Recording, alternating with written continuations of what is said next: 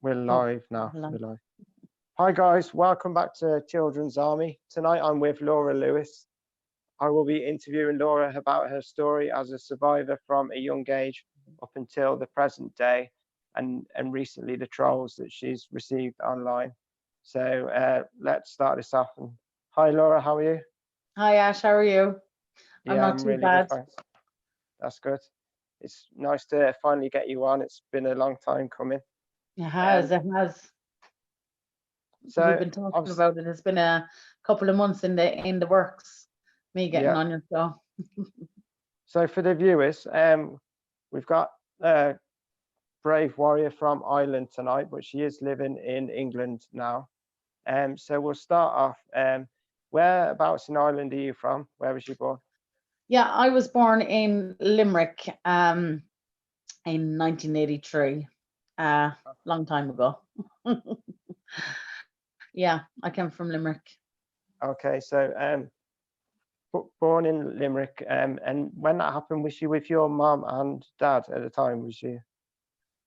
Um, yeah, I can tell you a little bit of backstory about where my mother and I was at before I became a child of abuse, because unfortunately I'm legally tied now not to talk about what happened to Yeah. me. Um, Okay. Yeah.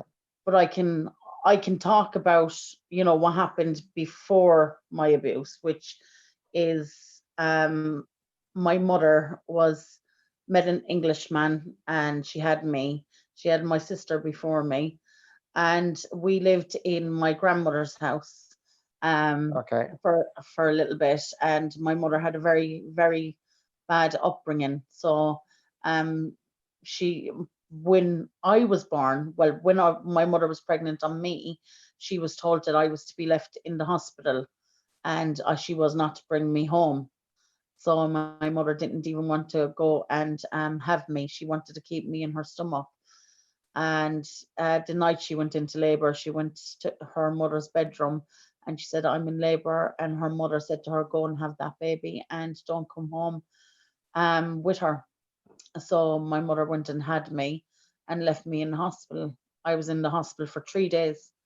And then my uncle, who was married at the time and lived a couple of doors away from my grandmother in the country, went to the hospital and went and took me out of hospital and was going to rear me as his own.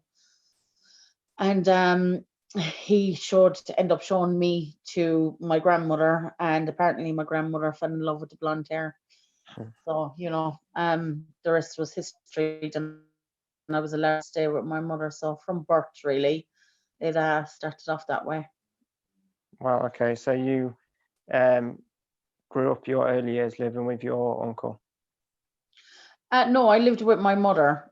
He lived next Okay. door, a couple of doors away. My mother was allowed to keep me then. Once my grandmother seen me, I was born with blonde hair, and I looked like I had no eyelashes or no eyebrows because they were so blonde. Okay. Yeah. Little backstory about the start of my life. Didn't get much better, Okay. let me tell you. Yeah. So started in Limerick. Mm, That's obviously Southern Ireland. Is that yeah. whereabouts Southern Ireland is that roughly? Mm. It's between Cork. It's like 20 minutes away from Cork, if anybody knows where that is. Okay. It's nowhere near Belfast or anything like that. No. Yeah. Yeah, so it's just Limerick. You can just Google it, it'll come up and you can see it on a map. Yeah. Okay. Um, So yeah, you was born into the family, raised by your mother then in the early years. Um, yeah. so what was life like as a young girl in Limerick for you Um, at that I age? just I remember just one part of living with my grandmother and that was me and my sister planting trees out in the garden. And my memory of that is perfectly happy. I was a happy little Yeah. child. Then Yeah. my mother met my abuser, but I can't talk about that right now. Yeah. What I can say is I have a friend and her name is Lisa, and she's a survivor just like me, and she's lived a very similar life just like me. So I Yeah. can talk about Lisa's experiences, um, what she told me her life was like. Yeah. I remember Lisa telling me that her abuser came into her life when she was 3 years of age. And I remember Lisa saying to me that her mother was totally besotted with this man because he was saving her from a very hard life, and yeah, he took her mother away from a terrible life that she was living at the time, a not happy life. She wasn't happy. She was a woman who had older siblings, and she used to stay at home because she brought shame on the family. Lisa's mother brought shame on the family because Lisa's mother was very controlled by religion at that time, the Catholic religion. Wow. Yeah. So, and her Lisa's grandmother wouldn't allow Lisa's mother to go anywhere because the shame of having a child out of wedlock. So that's a little bit about Lisa's background. She lived a very similar life to me. Um, I can also tell you that Lisa told me that she was being abused from the age of 4. I Lisa told me that she was skipping through the hallway in this house that her abuser had bought Lisa's mother. Um, and Lisa was skipping through the hall. And I want you to see a picture of, well, I can't show you a picture of Lisa at all, but I would like to show you a picture of me in a bit.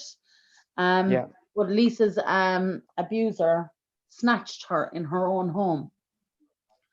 I remember Lisa saying that to me, and I remember her story was so similar to mine.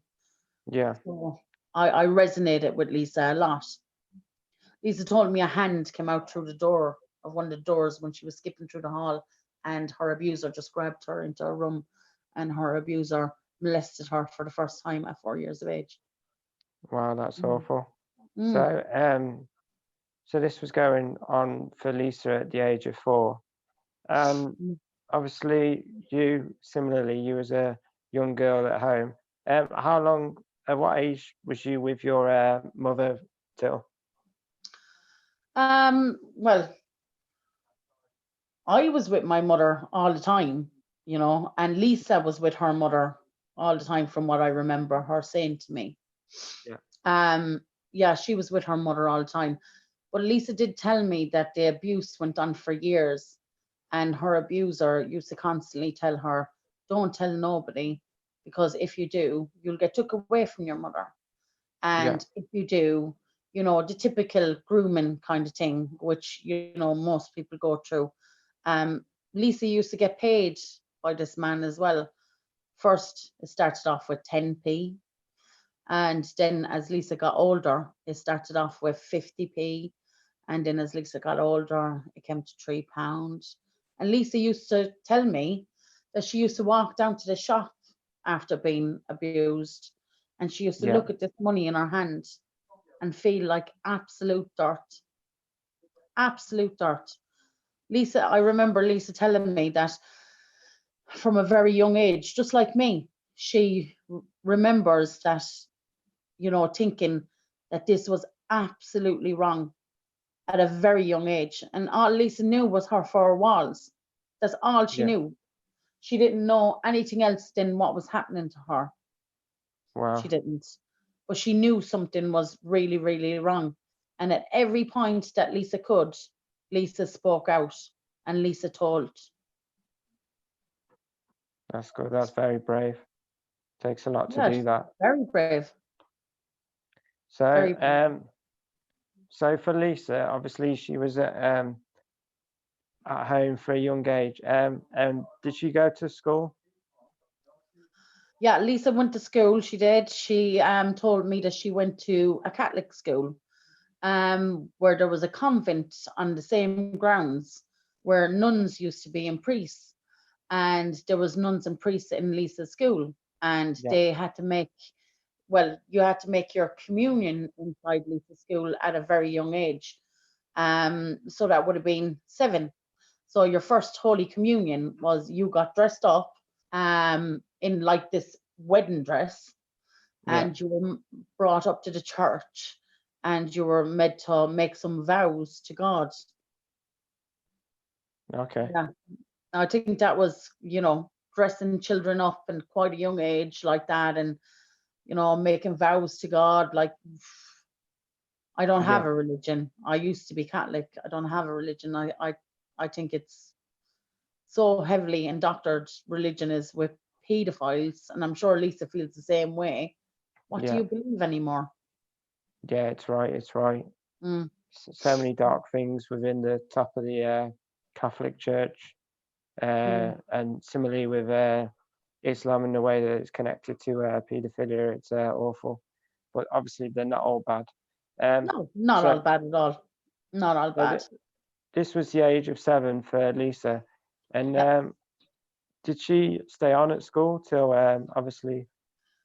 Yeah, Lisa, well, from what she said to me, I remember her telling me that, one second now. I remember Lisa telling me that, um, at the age of 11, I think, Yeah. she came forward and told a lot of people about her abuse, and she put herself into care. Um, and I remember Lisa saying to me that, she put herself into care, and that inside care she was abused as well. Yeah. I think Lisa forgot about that. Um, well, not forgot it, but it was buried deep inside her Yeah. because of her PTSD and childhood trauma, which I sent you links to a while ago about the studies that was done with childhood trauma, Yeah. and how it can affect you and how it can block out some memories, which only came forward recently, and they're really hard to deal with. Yeah. That's right. Mm. So Lisa was abused inside care as well, just like me. She was. Yeah. So I obviously, sorry. yeah, sorry. So we talked about Lisa a little bit and how similar she is to you. Mm. Your story within the care system, is that one that you can tell the viewers? Yeah, I can tell you my story within the care system. Yeah. So my story in the care system was that I put myself into care when I turned 11. I Yeah. went to a family member and I told a family member that I was being sexually abused, and it went too far at the age of 11. Yeah. Um, when she found out, when I told her, she done everything right, absolutely amazing, done everything right. Um, then my auntie was being threatened about having me in her care because social services had agreed that I could stay with her and her husband. She was being threatened. It got really, really messy. She ended up having to protect me really bad. I loved my auntie so much for her protection that I could not risk her and her family getting killed basically over protecting me, because that's how far that my abuser was going at that time. Um, so I decided to put myself into care. Very, strong thing to do, like, put yourself into care. But I did it. I took the leap, and that was to protect my auntie. And I put myself into care at the age of 11, and I went to O'Brien's Bridge, which is in County Clare. It's like the next state over. I went to O'Brien's Bridge, and I was inside a care home there. Inside that care home was fine, absolutely fine. My foster mother, or whatever you would call her, she done everything like a mother would do. I Yeah. was I had clean clothes, I had 3 meals a day, always something to drink, give a little bit of pocket money to go to shop and stuff. So, it was good. There was a lot of children inside there though, a lot of children. And one night, for the second time, I was going to be abused. I was in a room with 4 other children younger than me, and there was 2 in a bed over here, 2 in the bed there, and I was in the bed right alongside the door. Yeah. The woman that owned the care home, her son came into my room, and he went into my bed and he molested me inside the bed. And when he was done molesting me, he stood up and he urinated on me. There That's was a young disgusting. girl the young girl that was in the bed in the right hand side of the room. She seen what happened to me, and she went down the next morning to the woman who owned the care home, and she told her what had happened to me.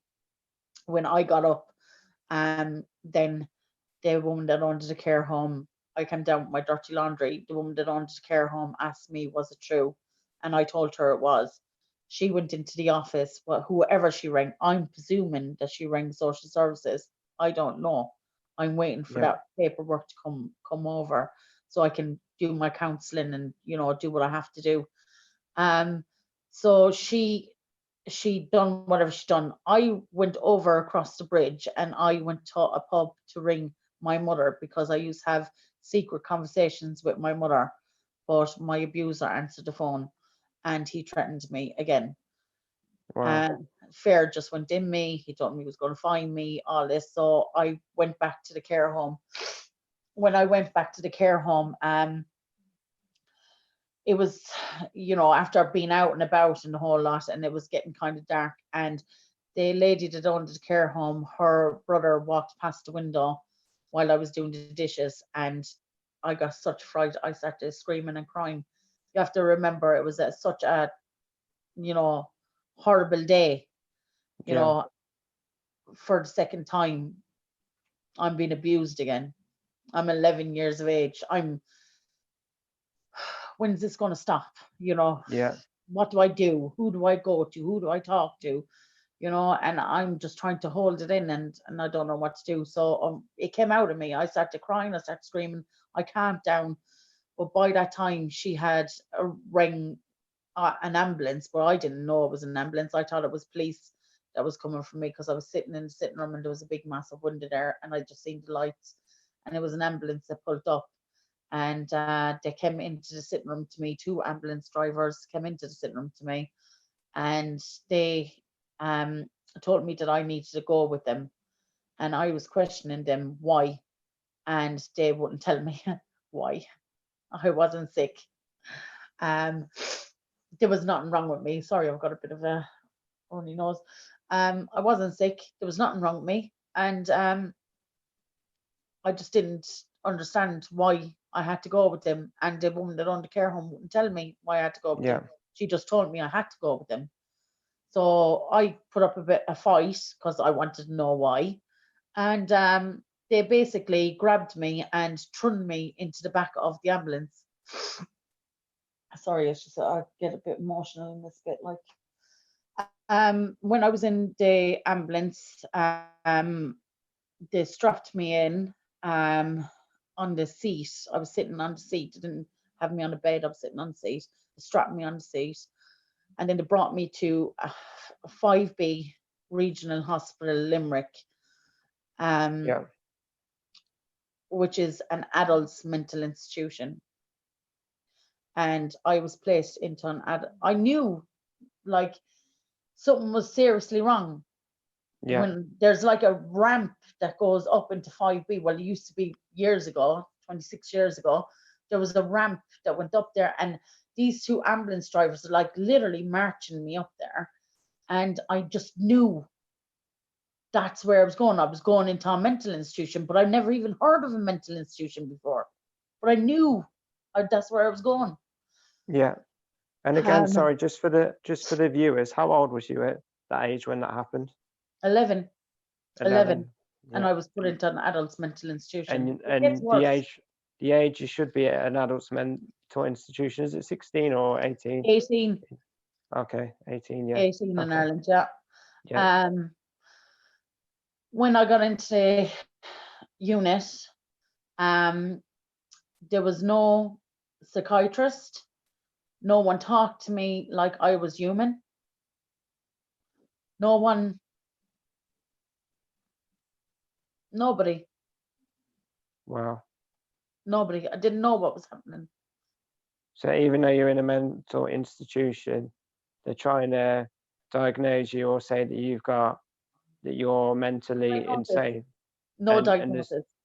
they're trying to say Oh, that you're mentally insane, but there's no one there to help you or even diagnose you. Was there any help there at this institution? no, they put me into a side room, and the bed was right up against the wall, Yeah, so you couldn't, like, maneuver around the bed. There was three doctors came in, and two or three doctors came in, and a few nurses came in, ladies. The doctors were male. Came into the room and started to grab me and hold me down on the bed. And I'm screaming at them, why? What are you doing? Why?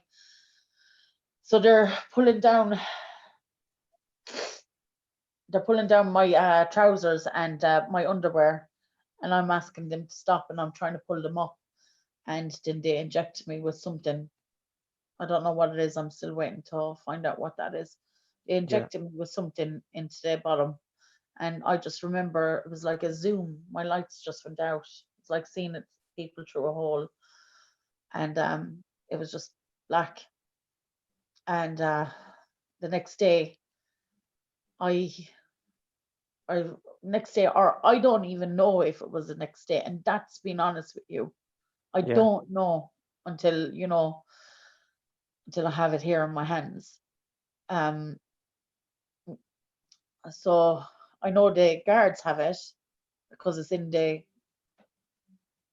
yeah, it's in the file, like, it's yeah, in the whole case. The next day or the day after or whenever it was, I woke up, and I was so weak, Ash. Oh, do you know what?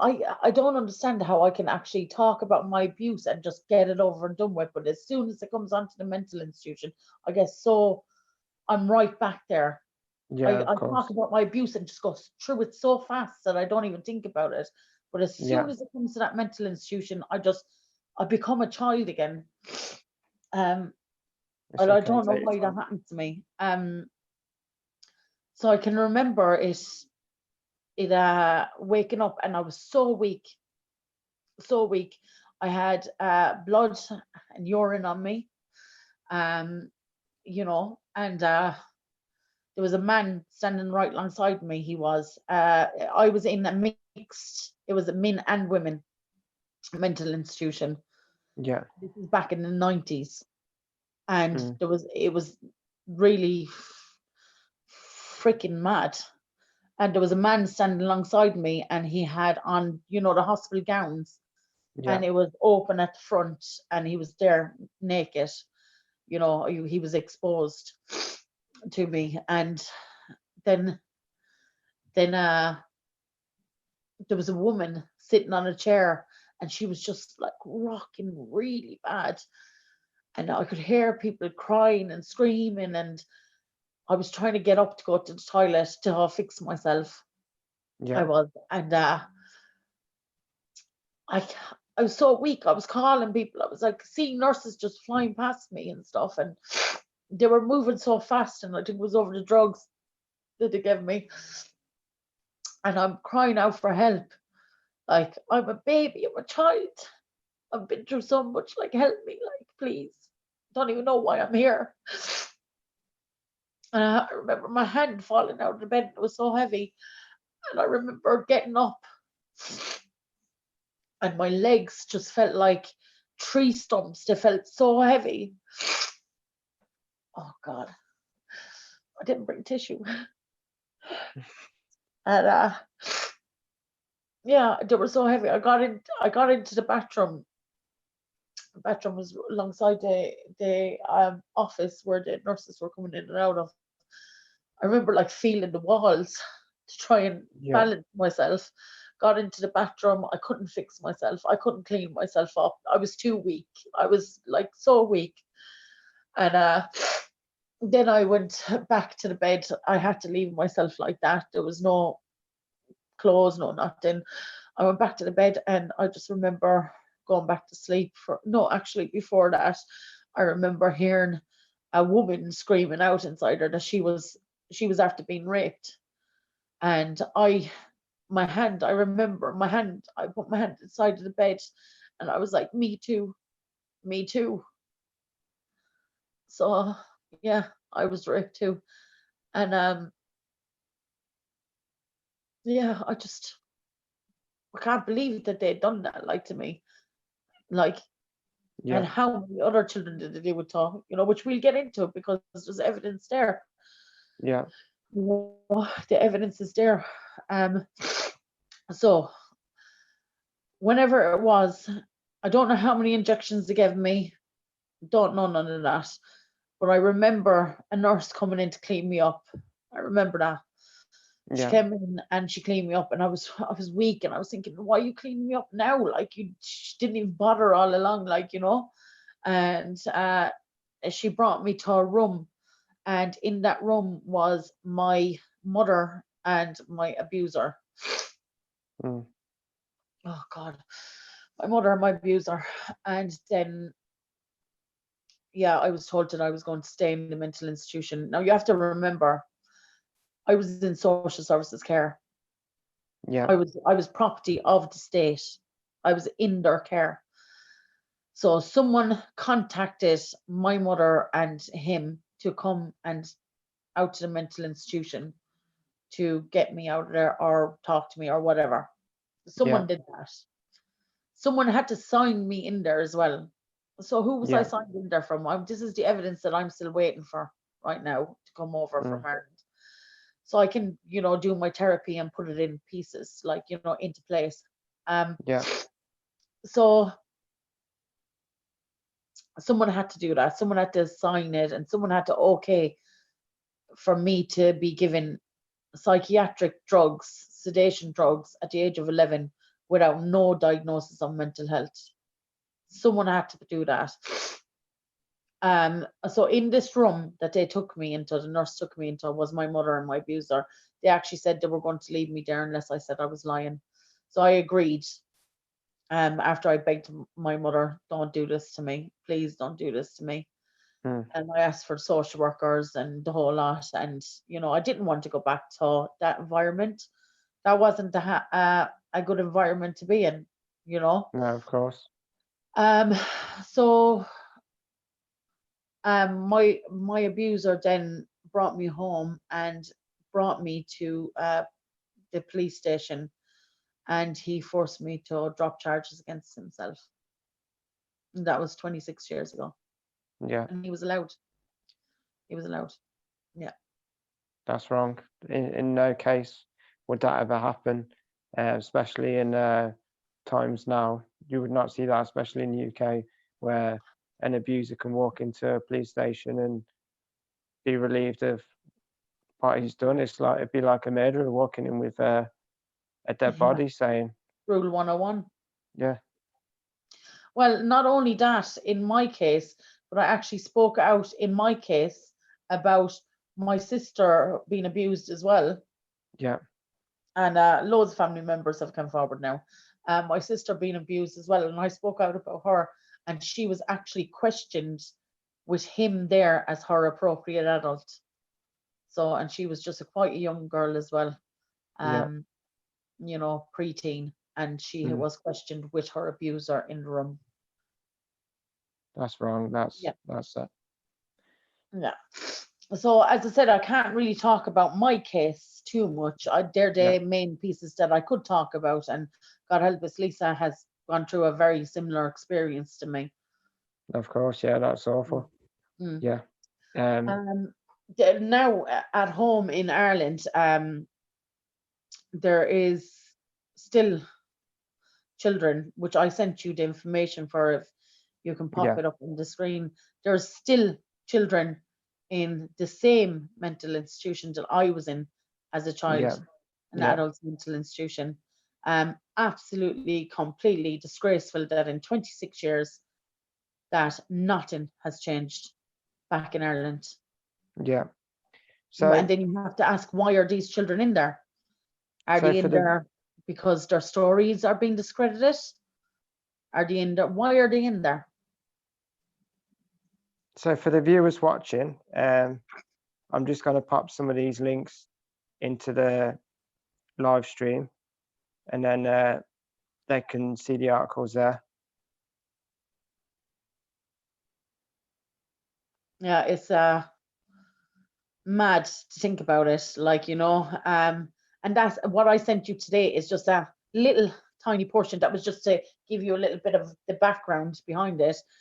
But it's just a little tiny portion of what actually is out there. Yeah, There's actually been, like, when at that time when I got out of the mental institution, that was in 1994. So in 1994, there was also a paper published, like there was this whole thing.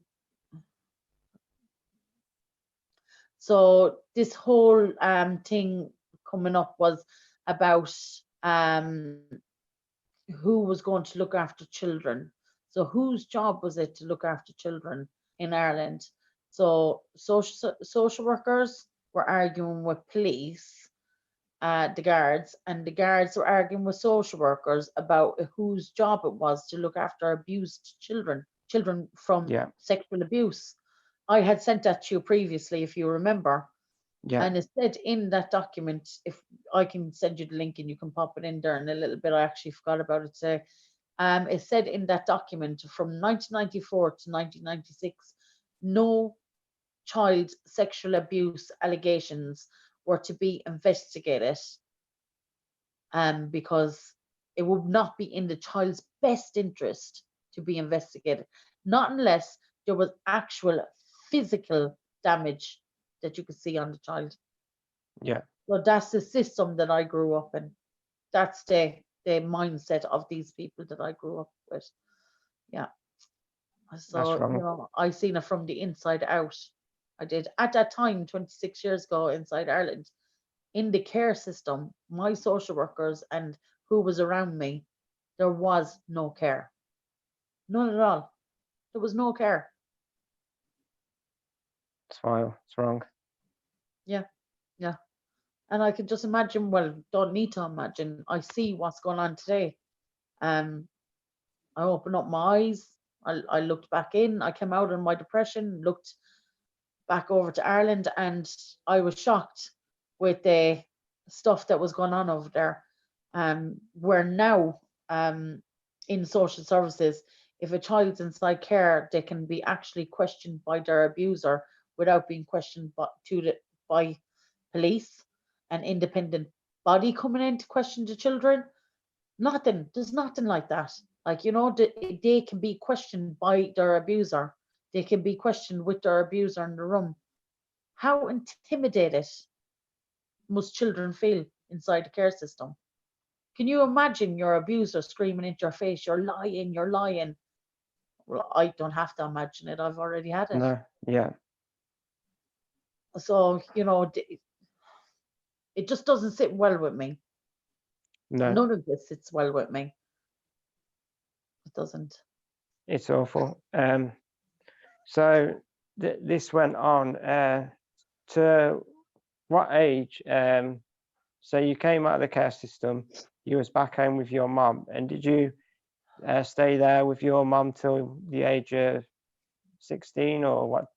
No, I didn't actually. I didn't want to be in home at all. I didn't. I was mostly out in the streets. Um, I used to spend lots of time in the streets. I used to sleep in coal sheds, coal that you light fire with. I used Yeah, to sleep in coal sheds. I used to sleep on top in coal. Mad, but I did. And yeah, of course. yeah, people's sheds, and if I had a house to go to, that would have been great. I was groomed a lot on the streets. I was badly groomed on the streets, and I haven't really talked about a lot of the grooming that went on in my childhood, but it comes hand in hand with what went on with me at home. Yeah, Um, I was groomed by older men constantly. And sometimes I thought in my own head as a child, I thought I was allowing these people, it was my choice to give away what I was, doing and the whole lot. And I genuinely thought at that time that it was my choice, and it wasn't my choice. I was groomed. They Yeah. see a young, vulnerable child, and they took advantage of me. And it was, looking back now, so many, how foolish was I? But then can I blame myself? Really? They were the adult. I was the child. Yeah. Yeah, it was quite a hard time. I just spoke about this the first time the other day. The first time in 26 years I spoke about it to a very, very close friend of mine. That's how long it Yeah. took me to come out Wow. with what I'm going to tell you now. Yeah. I was 11, and I was on the street a lot, and I a man approached me all friendly and stuff. We used to hang around at corners and sit on corner walls and things like that. And a man approached me, and it was late at night, and I was just standing at the wall because I was like figuring out where I was going to go. Was I going to go home, or was I going to, find a shed to sleep in, or what was I going to do? Yeah. So he was saying to me, "Oh, well, I've got somewhere to stay. I've got my house. You can come and stay on my sofa. You can, you know, come and stay there." And and then it went really pear shaped when I got in there, and it was like basically, raining outside, and it was really bad. And he was like, you either do whatever or you're back out in the street. Mm. I just wanted to sleep, to be quite honest with you. And he ended up doing stuff with me all night long. Never even got any sleep. Yeah. And it was absolutely, and to think back, think that I allowed that to happen to me. But I was a child. What choices, what Yeah. options did I really have? When I was 11, I also went to my uncle's house. Um, I went to my uncle's house who worked with my dad, and I went to tell him, what was going on in my life, I also had a very close connection to my cousins, which he was rare, and he was their stepdad. And I was telling him, what had gone on. He got me drunk. He got me drunk that night, and he tried to rape me, but there was a knock at the door, and it was my cousin, who I didn't know at that time was being abused by him. These Wow. two men worked together. These two men work Wow. together. So when you see me looking at my phone, I've got people who will text me if I'm, you know. Yeah, um it's fine. these two people worked together for years, birds of a feather flock together. Um my cousin now, she's an amazing, strong survivor, and she's probably watching, and I love you so much. She saved me from being raped that night. Her case is coming up soon, which is amazing. I'm really happy with what she's after doing. We went on this journey together as cousins. We were only like a year apart, and we were close growing up as children, and we started this journey together. Her case is coming up soon. And I'm That's amazing. That's good to hear. proud to support her, and she supports me. Little does she know, like, she doesn't feel like she does, but she does. She does. Yeah. She's amazing. Yeah. So and sorry.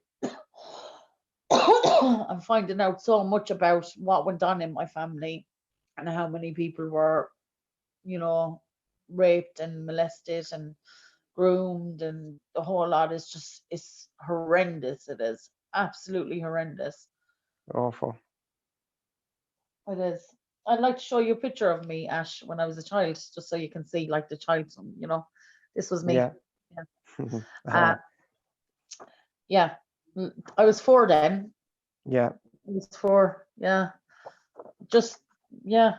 Me and Lisa look very similar, actually. She's got blonde hair too. Okay. Yeah. Yeah. So this, at the age of 11, you was really out on the streets. um, Yeah. sleeping in the cold there and trying to Yeah. make friends there. Mhm. And as a comparison, so you're a child that was being groomed at the time, and things were going on in the family home where you didn't feel safe.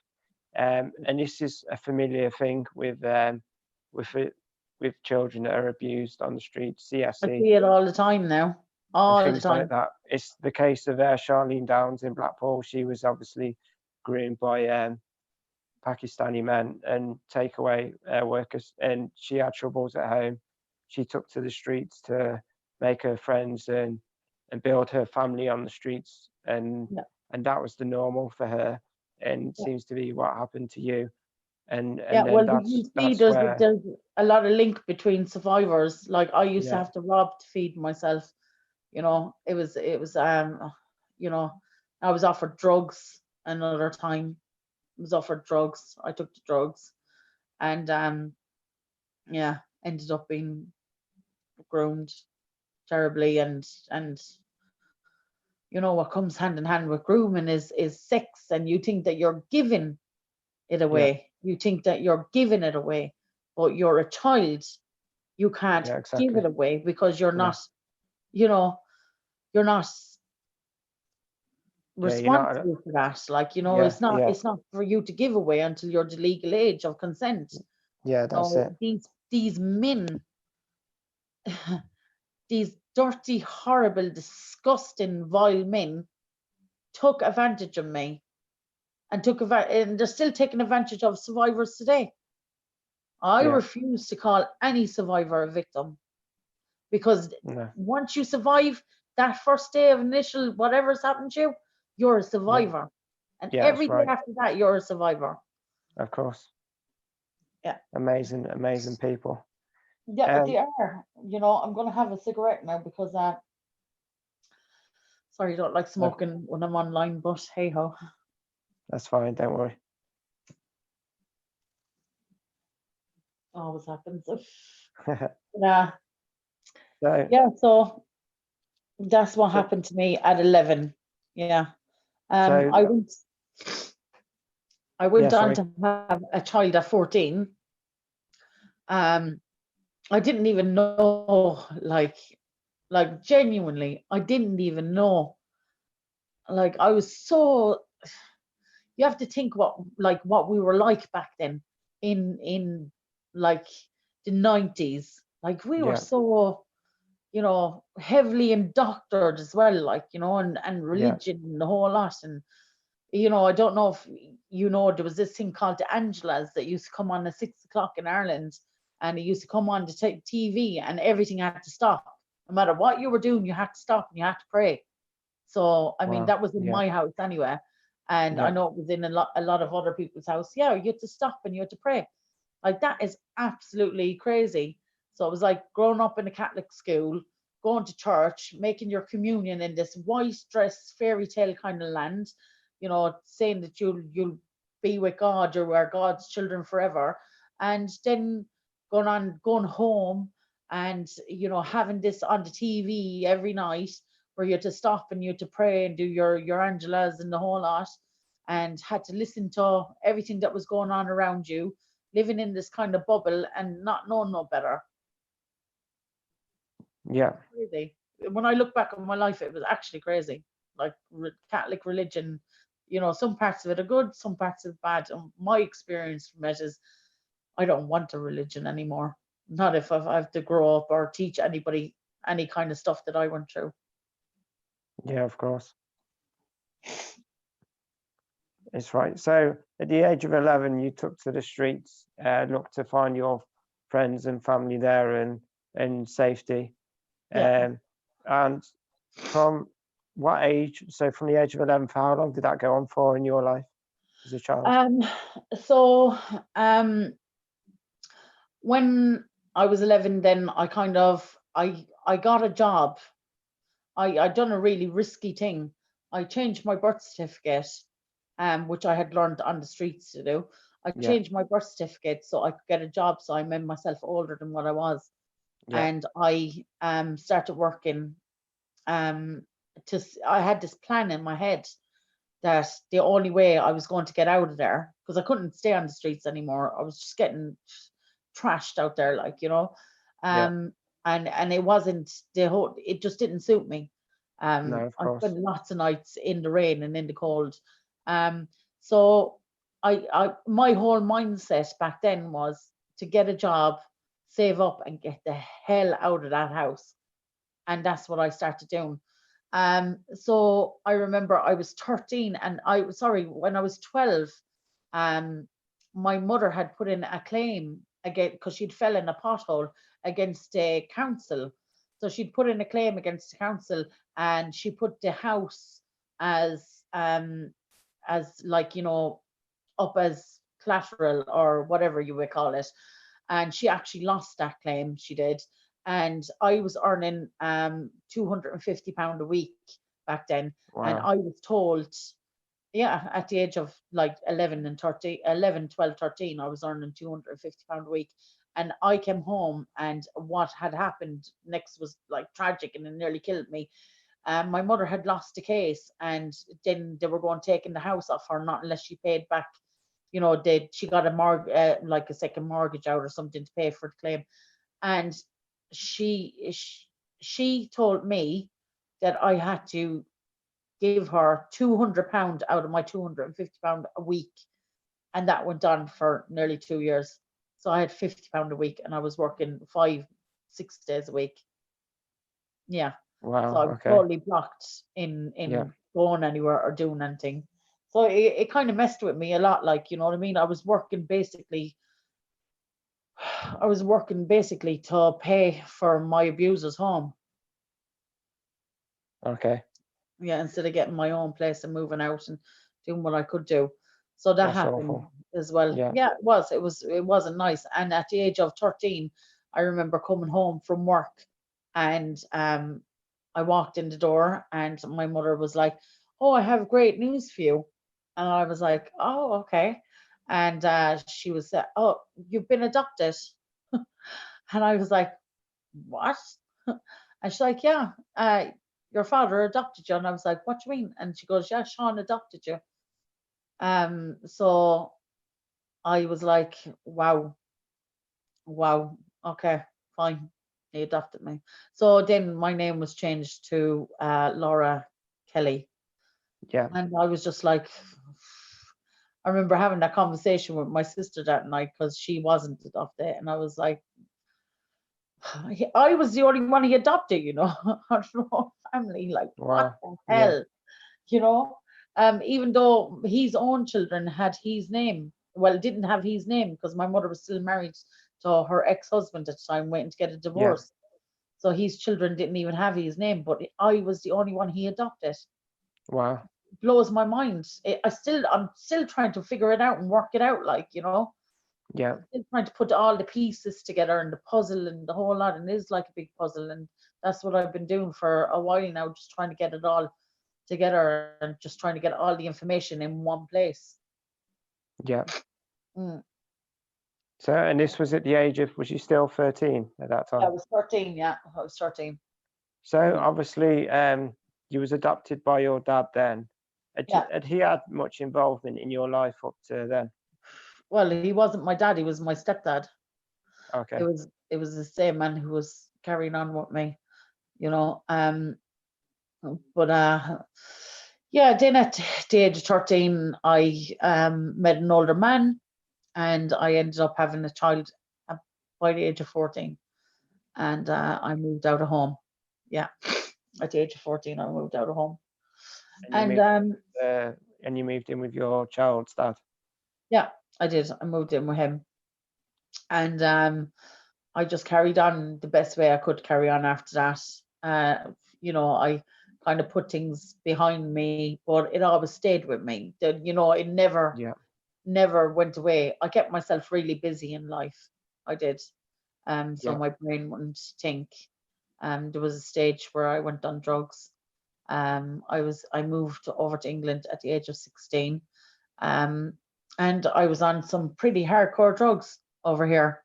Yeah. Um, and it took me about 6 months to come off them.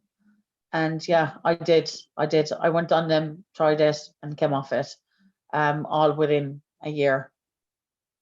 Okay. So I was quite pleased about that. And then I became a mother,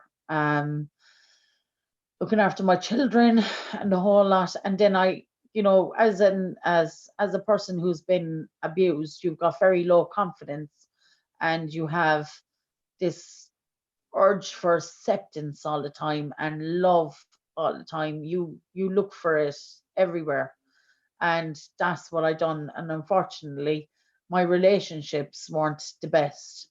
I was in domestic abuse relationships. I was really badly beaten from my partners, Yeah.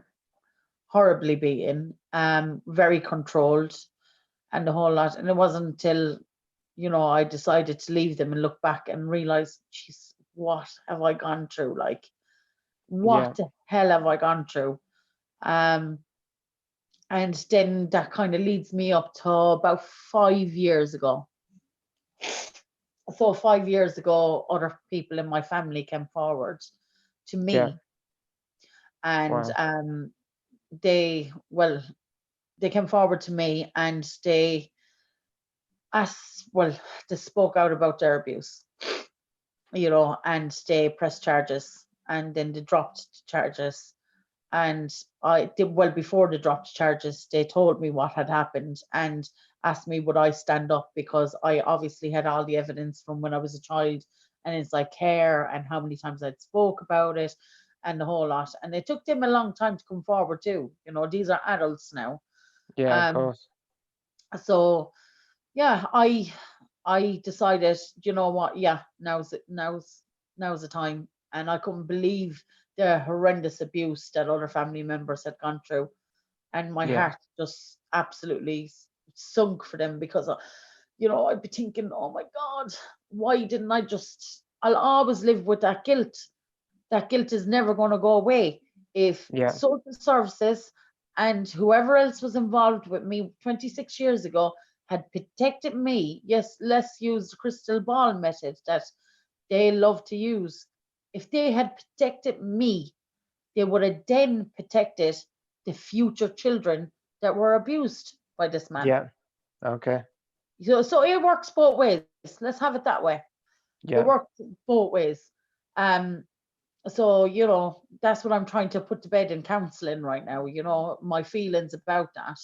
And then they decided to drop the charges because they were really heavily threatened, like seriously threatened. Mm. Yeah. um their life was in danger, and I decided that I wasn't going to drop the charges at all. That No. no way on this God's green earth was this man going to get away with it for the second time in my life. Yeah. And I was not going to stop. And it nearly killed me, Ash, to be all quite honest with you. It really damaged me hearing these other sibling stories and what they had gone through. Yeah. It I spent so much time depressed over not being able to help them, and just thinking, oh God, why didn't they speak out? Why didn't they come? I could have stopped it. And I'll live with that for the rest of my life. That's something that'll never go away. It'll take a lot of therapy to put that behind me. Yeah. Which I've just, started doing the first time, in the last couple of years, is talking about my abuse more, and going to therapy and the whole lot. So, it's doing something, it's changing something. I'm here. So I lived a Yeah. really depressive life before I met beautiful women online. Yeah. Especially this one woman. She's my backbone. She just keeps me going every day. I absolutely treasure her to death. She is, can't even tell you. There's no words to describe this woman. Let me tell you that. That's She's great. That's amazing. Yeah, she is amazing, absolutely amazing. And I'm happy to say her family have become my family, and she pushes me. She does. Yeah. She pushes Yeah. me, and she gives me the tools and the know-how to put things in put it straight in my head. and let Yeah. me know that I am safe right now, and what I'm doing is not wrong, and there's no shame to me speaking out online. Yeah.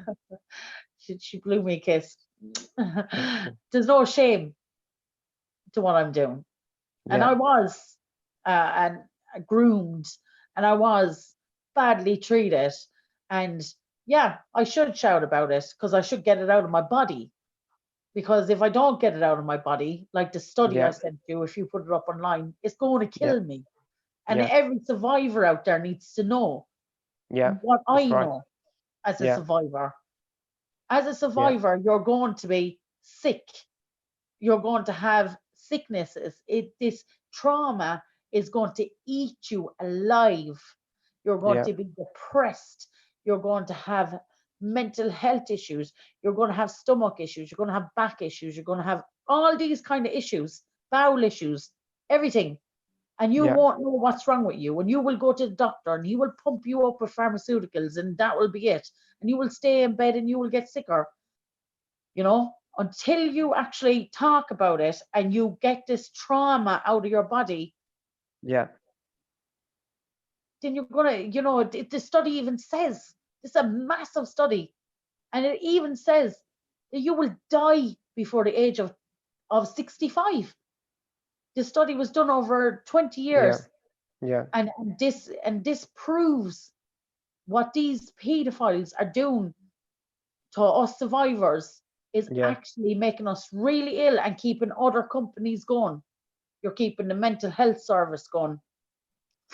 You're keeping the doctors going, pharmaceuticals going. You're keeping so many different things, counseling going. You're keeping all this stuff going, going, going, going. If you drug addiction, you're keeping that going. You're Yeah. keeping the police service going. It's all interlinked. Everything is interlinked.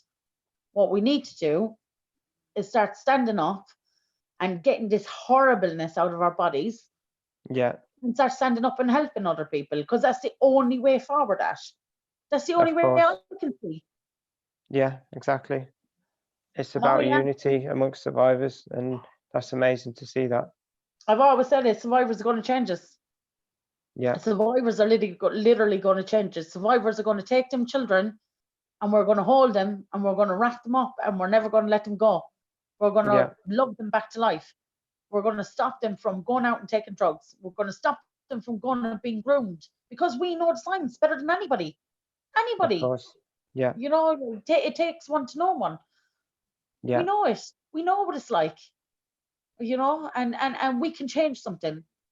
We can change something. And if you're sick at home right now and you're in your bed and you've probably been in bed for days and you probably haven't got up and you probably haven't washed yourself or even brushed your teeth or even brushed your hair, you probably ain't done anything, you know. Listen to me. Listen to what I'm saying. You can actually live again.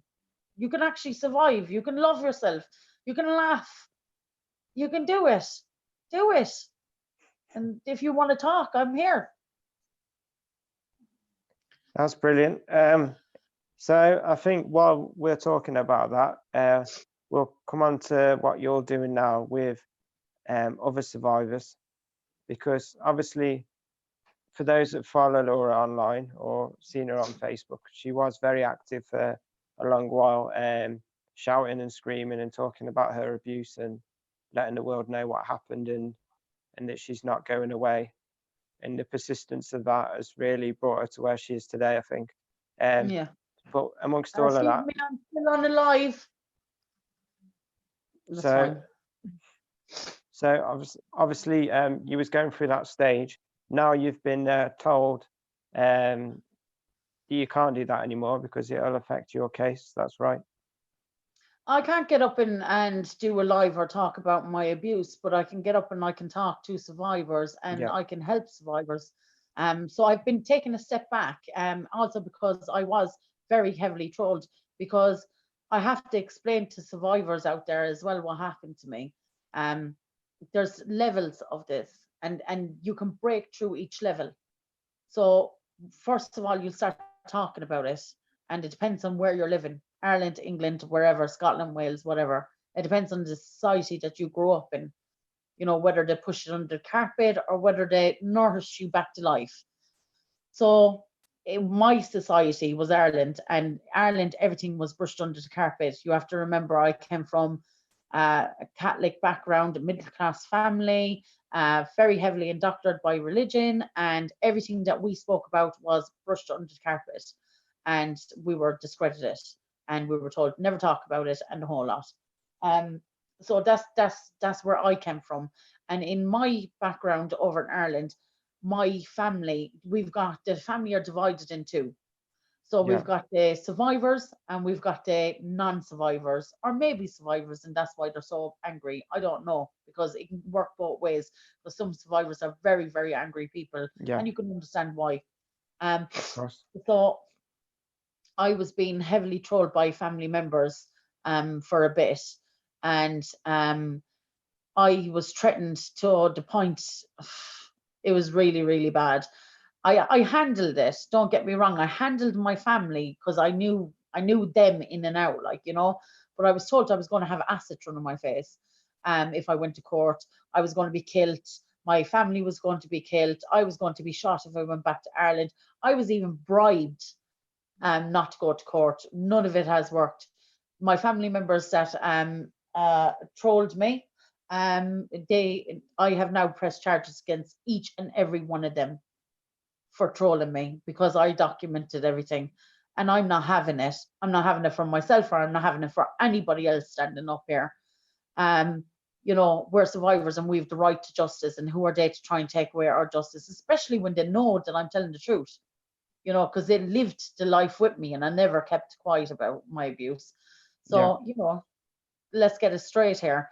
It went from that then to Brian, sorry, I'm not going to say the person's name, but I'm going to say an ex-pop star found my video online, which is on my YouTube channel, that he found my videos documented there.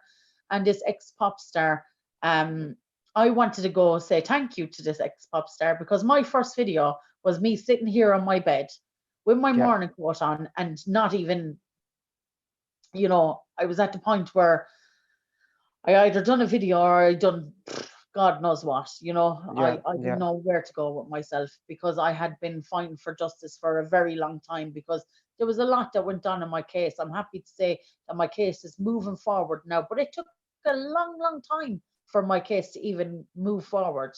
And that was only with me pushing it online, saying, no, I'm not going to stop. Look at me. I'm here. I'm in your face.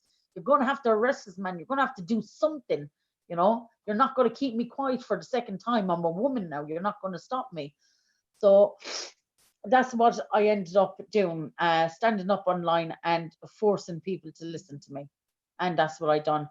So when my video was found by this ex-pop star, Yeah. I wanted to go down months later, which was last month, to go down and say thank you, because I did meet nice survivors, nice people, out of him putting my video up on his page, which he Yeah. found online. So, you know, it was quite shocking because I hadn't heard of this person since the 90s, really. Yeah. So I went down with gifts to this person. His address was online, and if anybody knows me, which I think a lot of people do, and a lot of people understand where I come from, I've got a very good heart. If someone helps me, I like to help them out, or I like to say thank you, Of because that's course. my nature, and I shouldn't Yeah. be discriminated over that. So I went down to this ex-pop star's house and I gave him gifts, and he ended up inviting me in for a cup of tea, which I said, lovely, great, thank you, you know, thank you very much. So I went in and I was talking to Yeah. him, and a couple of minutes later, I was like, you know what? I was just talking about my case.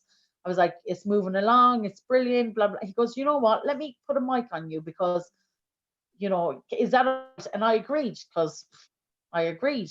Um, and this person then just absolutely turned against me for reasons now which we know, um, and turned against me and totally discredited me up online. He did, and called me a liar. Said about me not being able to read and write properly. A lot of survivors you know, our brains are wired different, and Yeah. you know, than other people. And unfortunately, a lot of survivors don't know how to read and write properly. A lot of survivors don't know how to control their anger or even deal with the depression that they go through. And I couldn't read and write properly. Now in the last 5 years, it's been absolutely amazing. Picking up bits and able to read little bits, and you know, if you can't read and write, phones are brilliant these days. You got this little Yeah. microphone on the phone, and you can hold it and talk into, which I always do with you in this. Yeah. And it just can write out my message, or I can just send you a voice note. So it's really, really good. And if I want to learn anything online, I break it down in the whole lot. And people shouldn't be discredited over that. And No. I was called a liar. This person had a lot of stand on the internet, um, has a lot of following on social media, and this person sent his trolls to me. He Yeah. sent his trolls to me, and his trolls absolutely swallowed me up whole. They did. It was the most worst experience in my life. Yeah. Well, not in my life. Obviously, I've been through worse, but you know, with having this amount of people so fast come to me, tell me they were going to bomb my house and kill me with my kids inside there, telling me I was Mm. a liar. You know, when I was trying to, you know, I always try to back myself up, or defend myself. When I was trying to defend myself, these people were like, oh, well, you can write, you can text, you can this, you can that. I've even had people do videos about me online, calling me a liar, a Yeah. murderer, this, that, and Yeah. the other. You know, and it was all Yeah. down to this one person, this Wow. ex-pop star. Yeah. Yeah. So, I mean, not many people can say they've been trolled by an ex-pop star. Well, recently they can, because he's just done it to another two people, which is absolutely disgusting, horrible, and vile. But I don't want to get into, that's not my life, that's not my story, and No. that's not my direction, and that's not where I'm going. No. And it's not positive to you to be No, I mean, obviously. all this trolling and fighting and all that, that's not where I'm going. I No. dealt with Exactly. my trolls the best way I could. I documented the evidence, and I documented the evidence of all the trolls that came to me as well.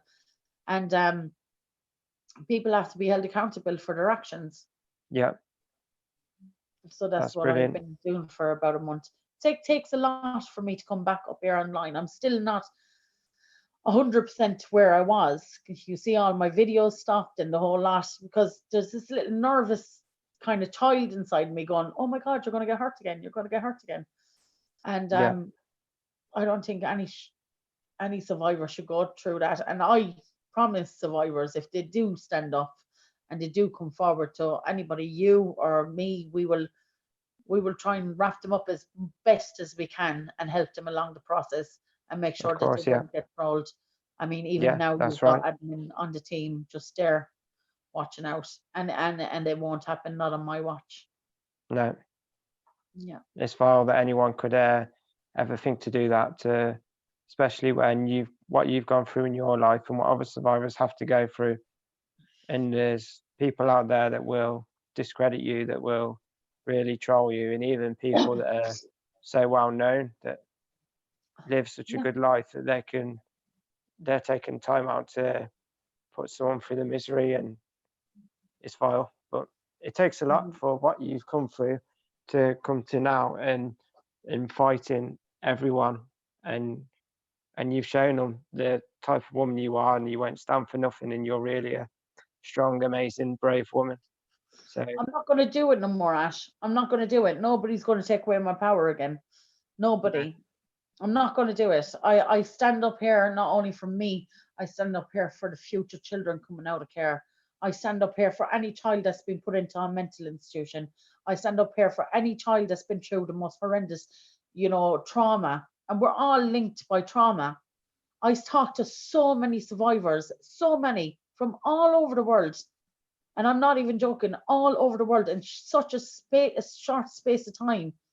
And I must say, we are linked so much by our trauma, our PTSD, our panic attacks, our depression, our anxiety. We are so linked. It's amazing. It's like a whole community out there. You yeah, know, I told you what I've been doing in the background, which I'm not willing to speak out online about. because these people need protection. These people need a safe place to go, and there is a safe place to go. Yeah, that's amazing. So obviously you told me a little bit yourself personally how you've helped people. You've gone to court cases and things like that and offered them advice. Is there any of that you'd like to talk on more? I think you've said most of it, really. Yeah, just helping children that's been in care. I've gone, one thing I must say, I will help people who will help themselves. Yeah, So, and I will encourage people, but I will not do it all for you. I've been fooled by that before. I've been like, people will come forward to me and expect me to do everything. I've got a yeah, family as well. So of if you're course. willing to help yourself, then I will help you too. Yeah, So I've gone to court. The court was closed. I'm begging them to get in to get paperwork. I'm trying to sort out things for people. But unless you stand up with me and help me and don't put it all on me to do, then I can't help you. So that's the way it's going to work with me. It's tough love, really, but yeah, it's yeah, it, it's the truth, and I'll give you the truth.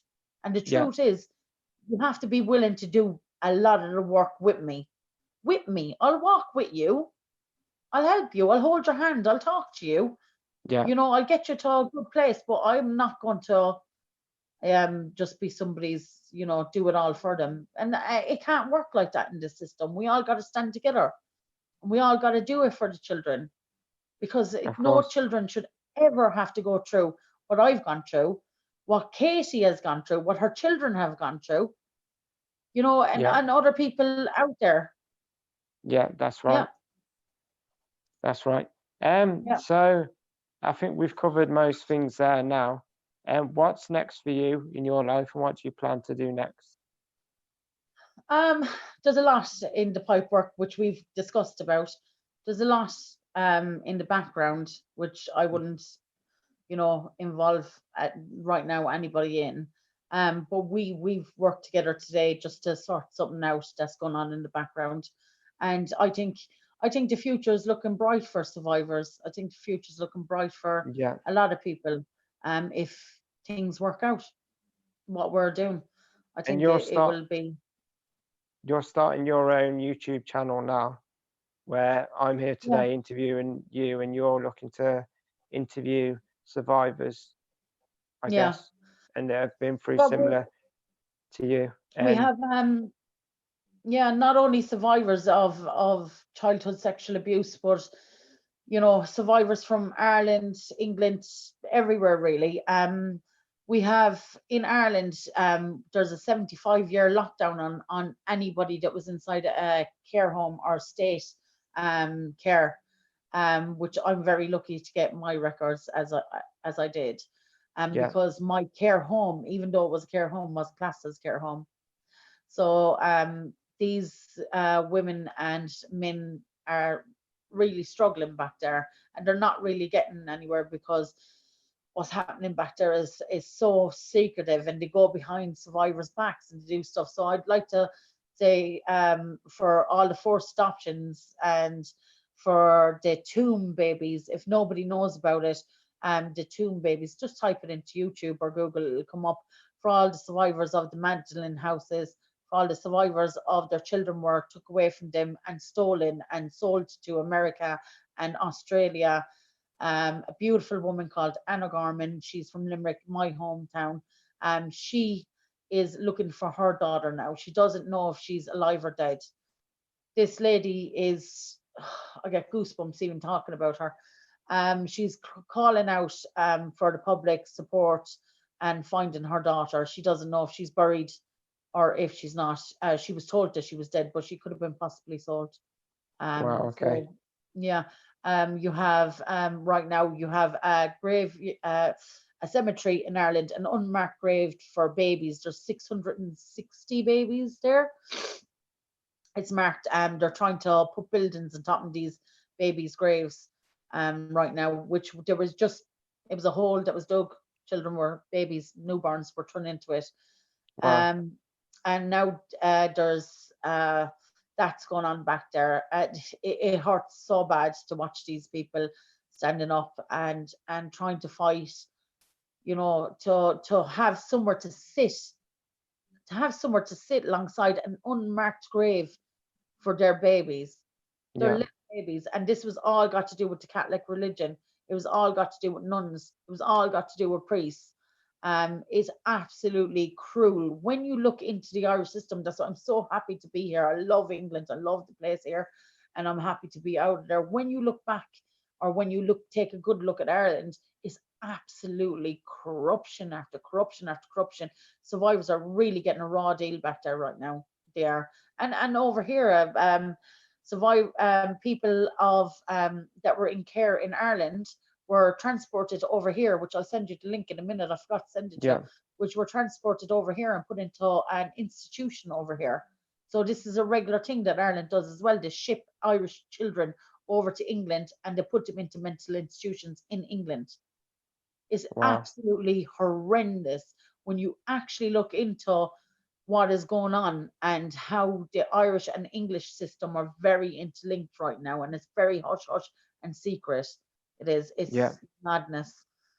So, you know, there's a few things in the pipe work and a few interviews that will be coming out. A lot of Irish people, because that's, you know, Of they course. Yeah. resonated to me Yeah. when they heard my story, because a lot of them had gone through very similar experiences, especially being put into mental institutions without their, you know, their consent. We Wow. have Okay. women who have in Ireland, you know, you just had to argue with your husband and he could bring a doctor for you and sign you into a mental institution. So I mean, you know, that's the system that I grew up in. Yeah. Yeah, So you're starting your YouTube channel. If you've got a link to that, if you've got that set up, yeah, I can pop that in the description in the yeah, bio of this brilliant. video. So for the viewers watching, make sure to head over to that channel. And anyone that has gone through what Laura's gone through, which is horrific, you can head over to her channel, and she's reachable online as well. I'll pop something in underneath as well, so anyone that's gone through what Laura's had to go through, she can speak to you. And if it's just advice, or if you want to speak out, speak to Laura, especially those of Ireland. Anyone that comes to our grooming gangs awareness, predator awareness, anyone that would come forward now that is Irish, I will happily pass them on to Laura, Thank you and very and much, Ash. and she can help any of you. So yeah, and there's some I must really say, amazing people out there now that have come forward oh dear, to oh you, dear. and they are coming forward now. Um, and similarly to you, you was abused in the care system. There's two brothers, two twins that I'd like to give a mention. Joseph and Bobby Blair. They was abused by the care system, and they was abused. They was forced to perform sex acts on each other, and they won the biggest case in Europe. And Wow. I they have was been abused. following the story a little bit. Love to And be in contact with them. they was abused by the Catholic Church as well. So similar to Laura, they've been through that as well, and they fought everyone and won. Amazing, And it's amazing. only in the recent years. Last year, they finally got their justice for that. How did that For what go in the court system? I don't know that fully, Yeah, but obviously it had to go through a lot through this government. Um, I think it was last year the government passed the bill to for the survivors of these horrific crimes to get their compensation and basically what they deserve. Um, so obviously horrific what's gone on to these two brothers, and horrible memories of and PTSD as well. What yeah, they, and every time, similarly when you see you talking, they speak at demos, they speak online all the yeah, time. They have their own show on Wake Up UK, and I was on a online digital demo with them just on a Saturday on Katie Jane's yeah. Swallows channel, Really Children Matter, amazing work. and Yeah, you all did they brilliant. spoke on there. But you always notice when they're speaking, they have to have they always have a kind calling, because it's so emotional, upsetting, and stressful just for them to talk about. Even though they've done it so many times, the memories Yeah. just seem to be the same.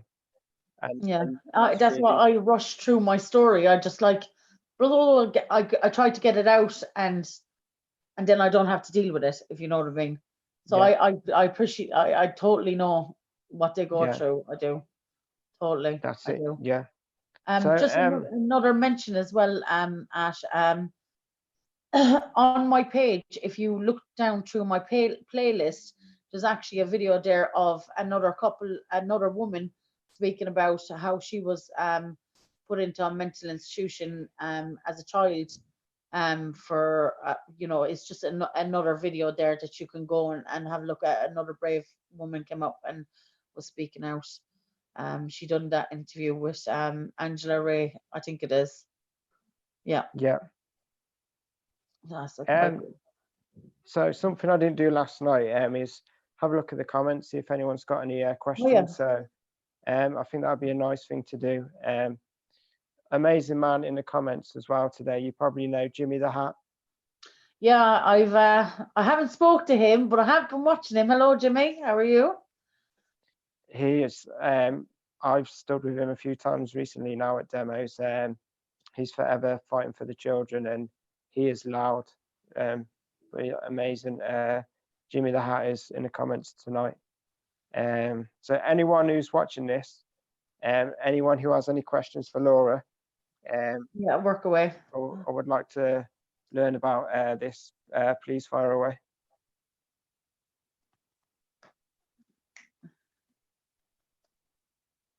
These shows that we're doing now are a new regular feature that we're trying to get out there. So last night you would have seen Ali Ryan. Yeah, I think I've frozen. amazing, amazing Ali man. Ryan.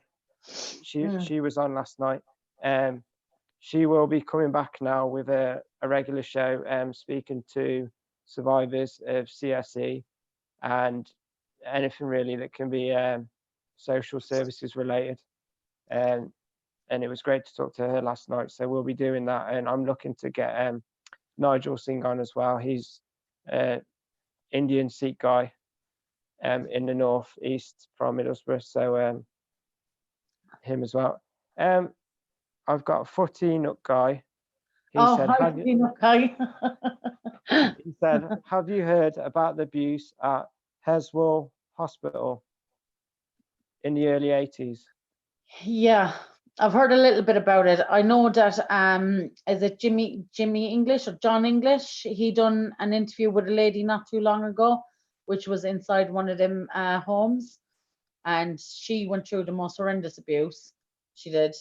So for the knock, I know who you are. I will be sending you the link to that after I come off the show, and you So can have that's a look just in at the it. comments there. Andrea Hope said, well done, Laura, for coming through the other side. Stay positive. Thank you, Um, Andrea.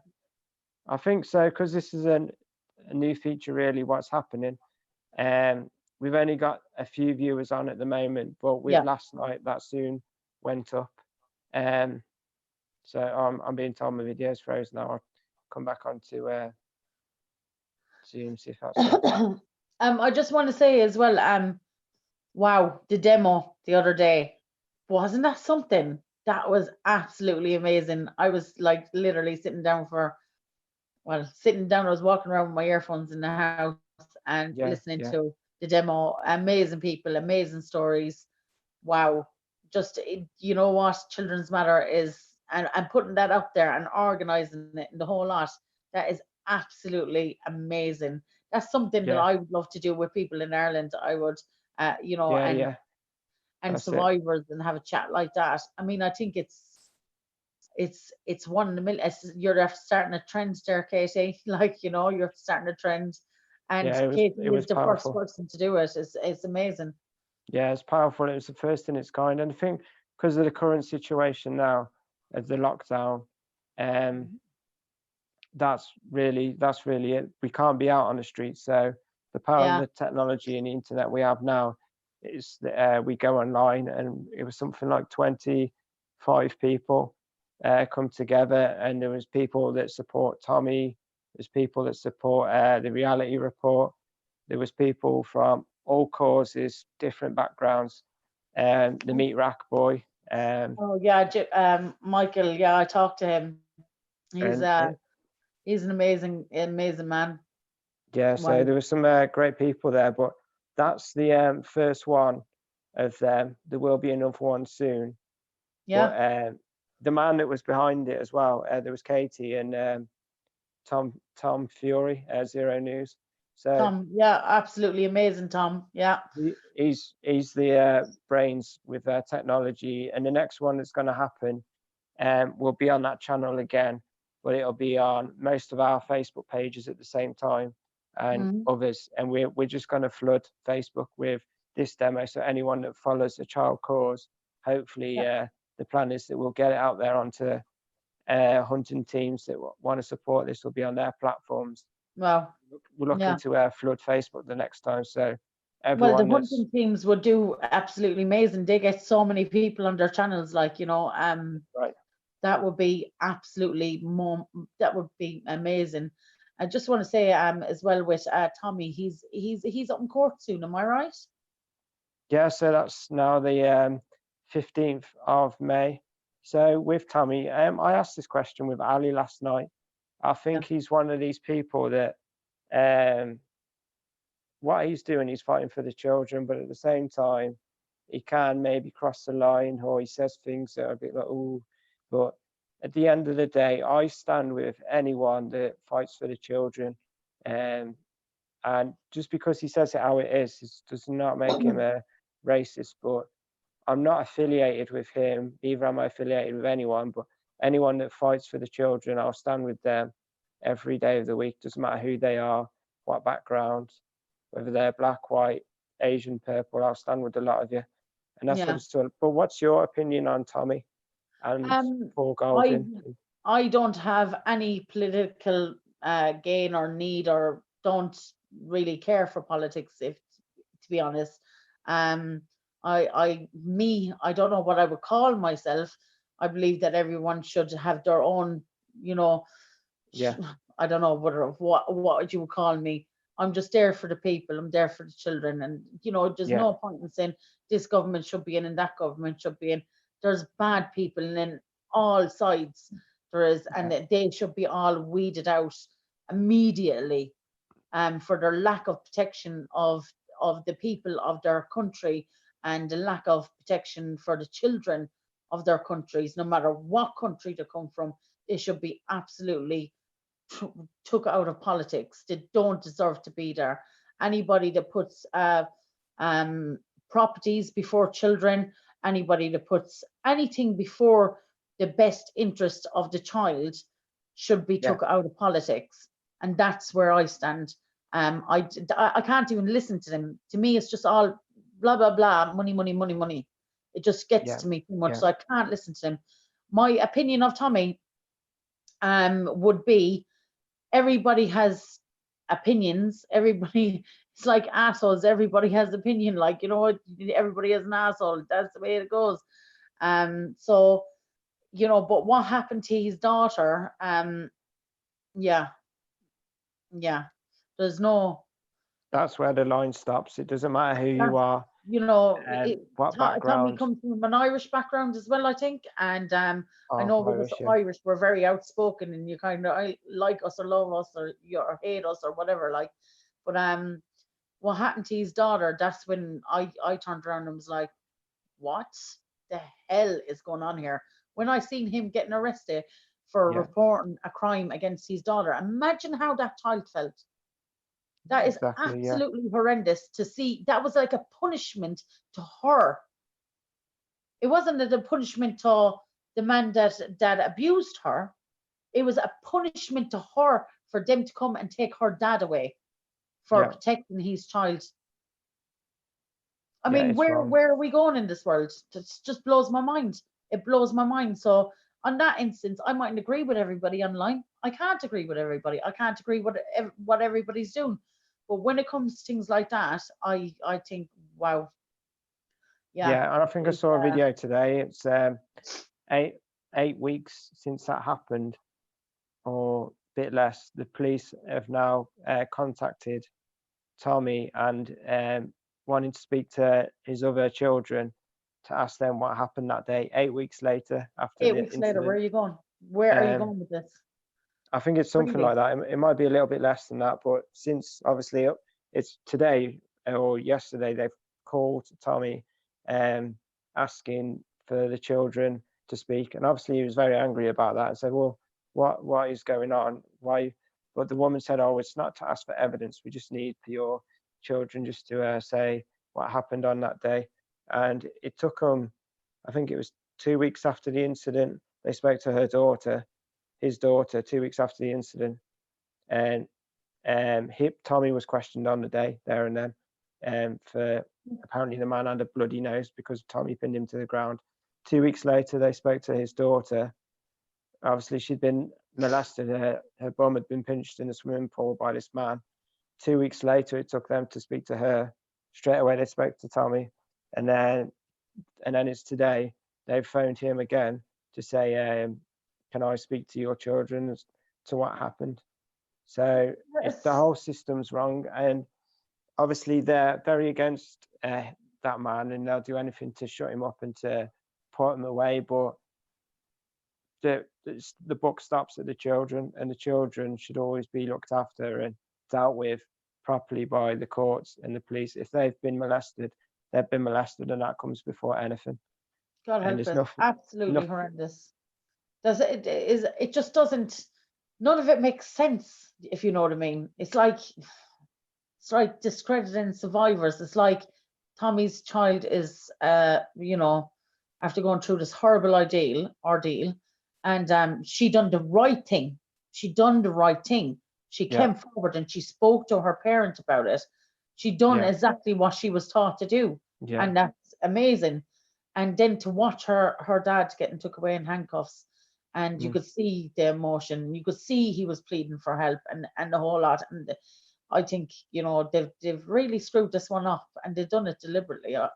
That's my opinion. I'm entitled to my opinion. I'm just an observer on the internet. I've never spoke yeah, to. I'm not affiliated with anybody. I stand here on my own, and we all kind of reach out to each other, and that's the way we work. But I mean, that's just a big no-no.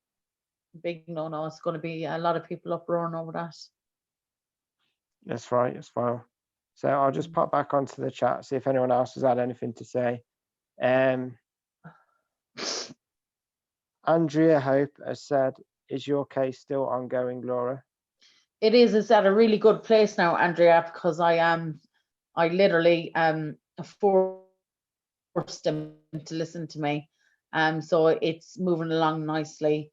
I've contacted so many people, including the Minister of Justice in Ireland, and things are moving along gradually. I can say right now, I'm in a much happier position than I was about 2 months ago when I was up screaming for someone to arrest this man. So I'm in a much happier position right now, and I'm happy with the way things are going, and I'm happy that they're finally listening to me. And that's what I want. I just want justice. That's it. How hard is that? You know, I want justice, and I want to stand up for not only myself, but for the generations. And I mean to say this, for the generations of the kids that this man has abused. Another part of what I was doing was pleading now for the public to come and help me to try and help my sister's children who were living in the house with this man, which I was totally ignored for so long by people, until I went online and I actually called out for the public's help. I gave them all the information that they needed to make a report, and I gave all these details so they could make a report with social services about this man living with children. So, I mean, I want to thank the public for coming and doing that, because it took me so long to actually have someone listen to me about these children. So I'm happy that that's been looked into now. Yeah, So thank that's you, amazing. Andrea.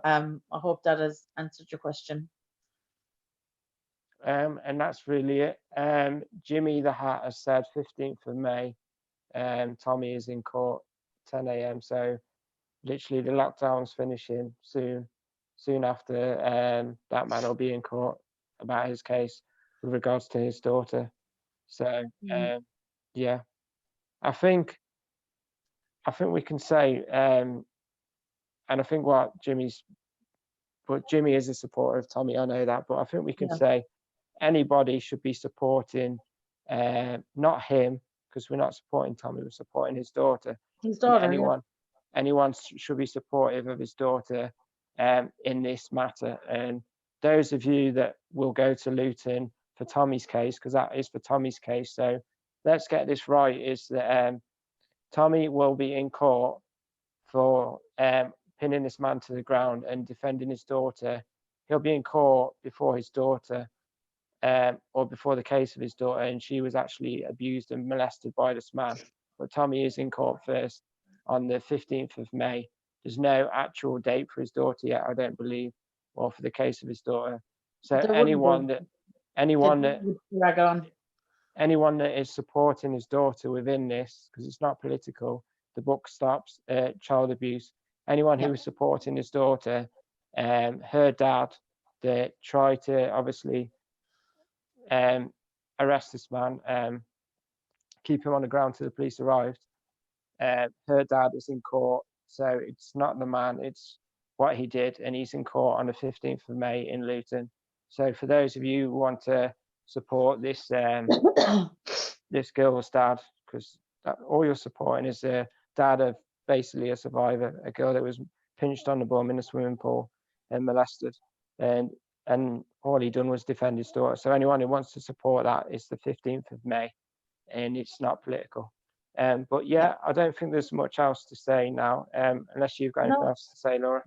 no, that's it. I'm done now. That's Well, as I great. said, if any survivors out there, feel they want to come and talk to me. Last night I just talked to a woman for the first. She's been on my page for a while, and she finally last night told me her story. So amazing steps. It might take a while for people to start talking about stuff, but when you're Yeah, ready, when you're able, and I've also shared lots of survivor stories as well. What survivors will do is send me their story, and I will copy and paste it, obviously without their name on it.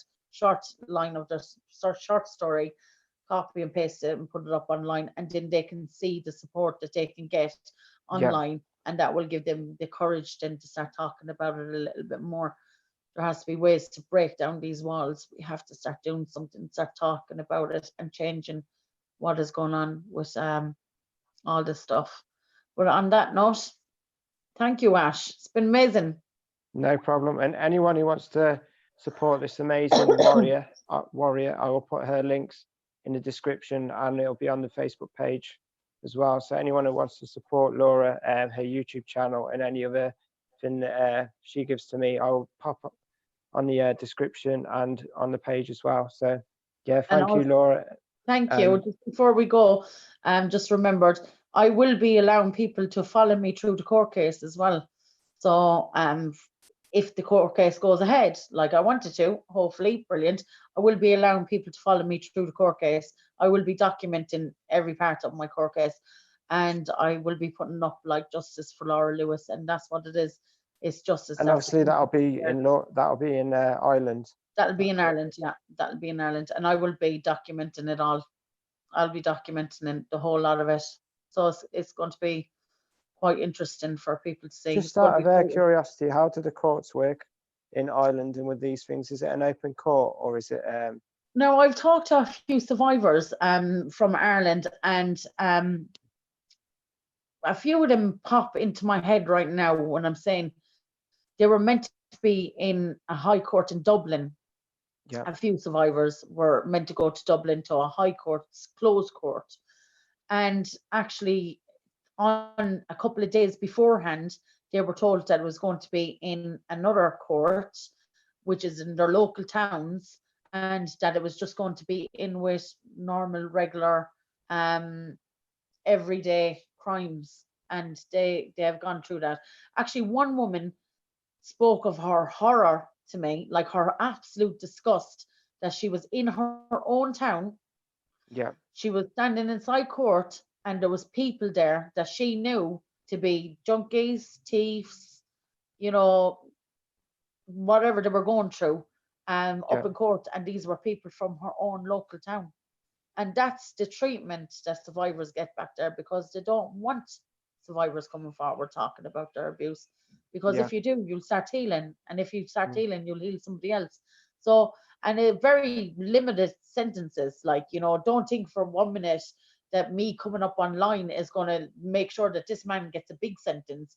I'm quite sure that he will get a very small sentence, very small sentence. But that's not what it is with me. What it is the point, and it is Yeah. that I want him behind bars for some bit of his life, for Yeah. whatever, six Yeah. months, 7 months, I don't care, because that's the kind of sentences they're giving away in Ireland. I just want him to feel what I felt, and that Yeah. was trapped, absolutely trapped. Mm. Yeah. So this it's the legal system in Ireland needs a good shake up, I reckon. And it's same as here, really. I follow a lot here Yeah. as well. Yeah. Yeah. And the limited amount of sentences that these people are getting is unreal, absolutely unreal.